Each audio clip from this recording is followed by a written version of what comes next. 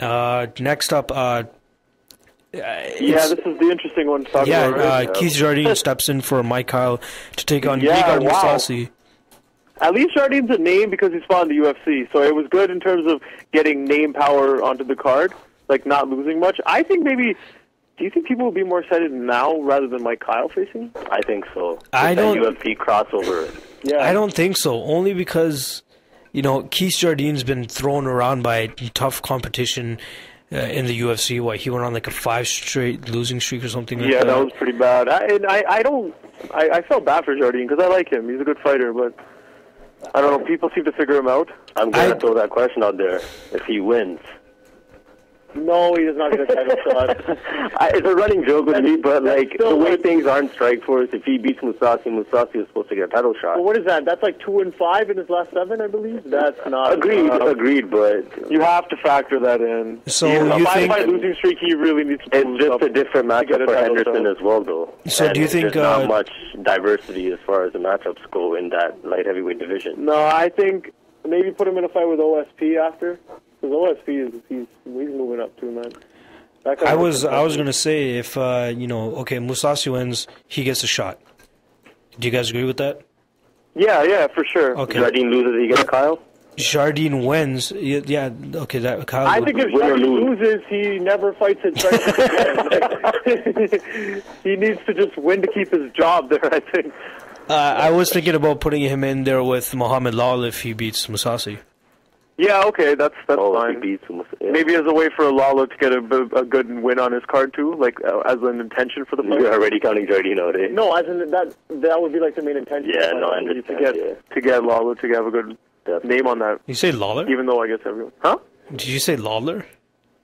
Whatever. Lawal. Just say King Mo, Tony. King Mo. Okay. There we go. But yeah, you guys did make a good point in Mike Kyle as well, so he could probably fit in that picture as well. Maybe give him Mousasi in case Mousasi loses, because I believe Mousasi will dominate this fight. How do you guys feel about it?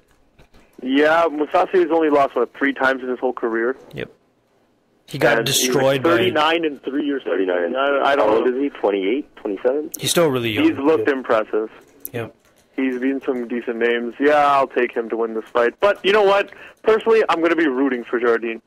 Personally, yeah. I just sort of want Jardine. I just like Keith Jardine. I want him to be successful again. I still remember him and Forrest. He beat Forrest. He beat Chuck. Yeah, and we need to see that Jardine fight. It just brightened up the light heavyweight picture if he can return to 3/4 of that form, maybe. Yeah, I don't know.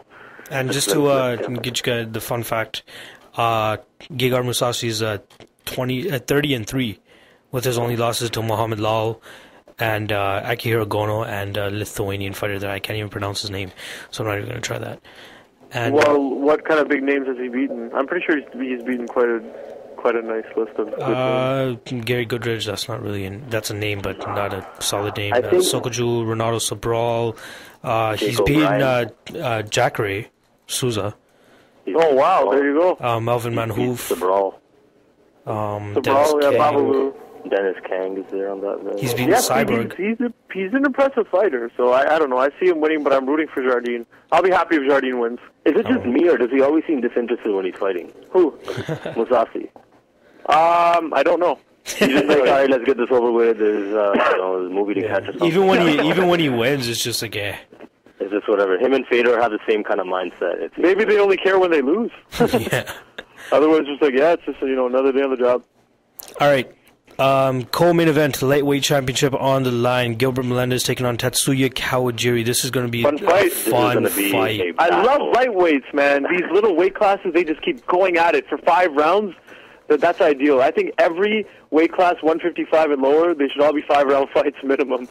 I'm really happy that they put this fight together. I'm happy that Kawajiri managed to deal with the entire Japan crisis and still take this fight. Do you think that's even gonna phase him in this fight? He's using that as motivation. Actually, he's like, I got the nation on my back, especially with Japanese MMA in somewhat of a crisis as well, like going hand in hand with the earthquake. Do you think Kawajiri is rattled by this earthquake, or do you think he's really going to take this as motivation to beat Gilbert Melendez? No, I think he's going to look impressive. He just beat Josh Thompson, right, on the Dream card? Yep. he dominated. Yeah, Josh so Thompson. he looked really good in that fight, and I don't see him looking any less impressive. Even on when the earthquake happened, he made a comment on his Twitter. I don't know if you guys seen it. And he said this. Gilbert Melendez, his nickname is El Nino. I forgot what that. El Nino is a type of tornado, isn't it? Oh yeah, type of he's like that's not tornado? as. Yeah, El Nino is not as big as this earthquake. And that's what he said. Yeah. Oh wow. Yeah. It really looks like he's taking this as motivation. And I personally, as much as I love Gilbert Melendez, I really want Kawajiri to win this. I think Kawajiri would. It'd be a good story. It'd be a very, very good. It would be a good story, but I still think Melendez is going to take this fight. So, Prab, who do you have? The sentimental pick is Kawajiri, but I got Melendez. I got Melendez winning the fight. I just don't see Melendez. It's going to be a battle. It is. I just see him pulling it out. Yeah. Just a quick fact out there: Josh Thompson actually beat Gilbert Melendez by unanimous decision. That was one of his losses.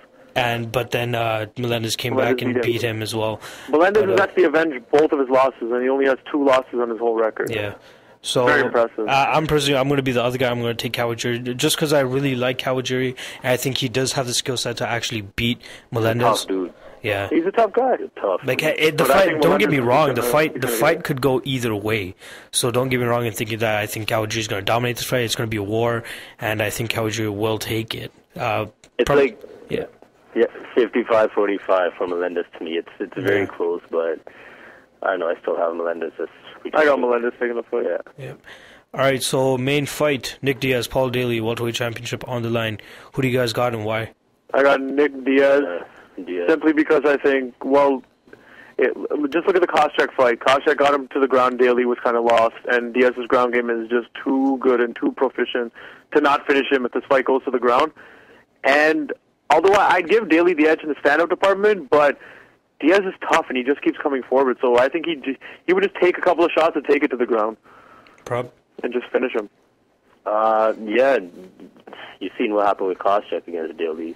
Took him down. Now, I don't think Diaz is as explosive in terms of takedowns. He isn't, but he can take it to the ground. He can handle his own and then stand up. He can take shots, but he's not a chump either in the stand up. You got to consider one thing. He can take shots, but he's never eaten a Paul Daly left hook. So moving back. You never know. You never know. Moving backwards. You never know. But I think Diaz is if he tries to stand, he might get you might learn a lesson. But I think if he plays it smart and takes it to the ground, this fight's done. He's going to submit him. We all know Nick Diaz's, personality. He always loves to piss people off. Don't be scared, homie, and all that type of shit. So Nick Diaz, if he brings that personality to this fight where he says he wants to beat Paul Daly in his own department, do you think that writes bad for Nick Diaz? Or I think Paul Daly would make him eat those words. Yeah. He's such a powerful striker at welterweight, it's ridiculous. Yeah. I'm personally going to take Nick Diaz. I don't see Daly winning this fight. I see Diaz winning the fight, though. Daly only has a puncher's chance in this fight, just like he had with Josh Koscheck. And just I wouldn't be surprised if Daly rocked Diaz and then Diaz kind of caught him from guard and finished him. Yeah. I could you know what I mean? That could be a possibility because Diaz is hard to finish. So Daly might get caught going in for ground and pound. You never know. I wouldn't be surprised if there was a finish like that.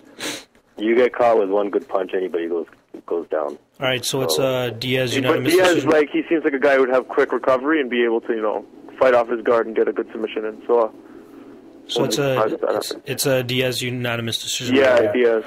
All right, we got just under 2 minutes. 3 minutes left in the show. Originally, this was supposed to be the other 2 fights from the heavyweight Grand Prix. Do you think Strikeforce did a good job in making up for it? Nope. It's way too long. You know what? No, he's talking about the card. No, I mean in terms of compensating for those 2 fights not being on this card. Do you think this card still lives up to it? Yeah. And in that case, I guess they did as good a job as they could have. Name value might be low, but the no, I think the name value is for the casual MMA fan, because that's true. The casual MMA fan, they'll probably know Daly just because of the UFC days, and they'll probably know Melendez, but that's about it. That's probably about it. And Melendez, they probably know because of the brawl. Diaz, that brawl, and they're like, it's the dude that. Jardine. Jardine, okay, yeah, there. Yeah, I personally think they did a good job. Like, they're quality fights. I think they did a good job. And, you know, they're not as lopsided as a lot of people would think. I'd probably say the first fight, you know, Aoki and Beerbaume is probably the most lopsided, but it's not lopsided by a huge gap. You know what I mean?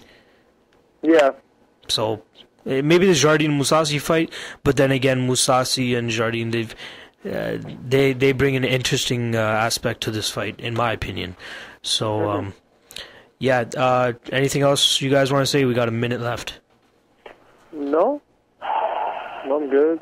I can't wait till the Saturday. I really want to see. Okay, I just want to make a quick comment. It's a little early, I know, but Jose Aldo, I just saw one of his highlights as well. Jose Aldo. This dude, man, I don't know. He looks to have a very bright future in this sport. I think his division's lacking. I'd like to see him move down or up. This UFC, the co-headliner he has, is a great chance for him to show the world what he has, and I just think this guy is, he's something else, man. So you think he's going to destroy Mark Hominick? He needs to. Let's leave our perspectives for that. Yeah, let's leave the preview. A lot of people are then I don't know. We got minutes to kill, but. All right, once again. The training clips I've seen of him training, just throwing combos nonstop. He just seems like he can go for days. All right. It'll be hard to take him down. Like I said at the beginning of the show, this is my second last show at the Riot, at least for this school year. I'll be back in September, but we are looking into getting our podcast up. We're going to try giving you guys more shows, probably 2, maybe 3 times a week, and look out for more information on our Facebook fan page. You guys got to go join that, and contact me if you guys want to know anything. Our rankings, we started that up. We got ranking systems up now. You guys gave me slack for putting Shab up there just quickly. I'm not even going to comment on that yet. Yeah, I know. Shab top 10, come on, man. I don't know. Nelson was a close 11. Okay, so this Tuesday we're going to have the light heavyweight divisions up. I'm also going to be addressing a lot of people's questions for our heavyweight rankings, the why Big Nog's up there, why Big Nog is not up there, sorry, and why Antonio Silva is up at number 6, I believe it was. Anyway, I will be back next week. These guys will be in studio because I want to drag them with me, and we will be reviewing Strikeforce Diaz vs. Daly. And that's it for me. Peace out. Hit up the blog. Yeah, blog. www.themmaweighin.blogspot.com. Peace out.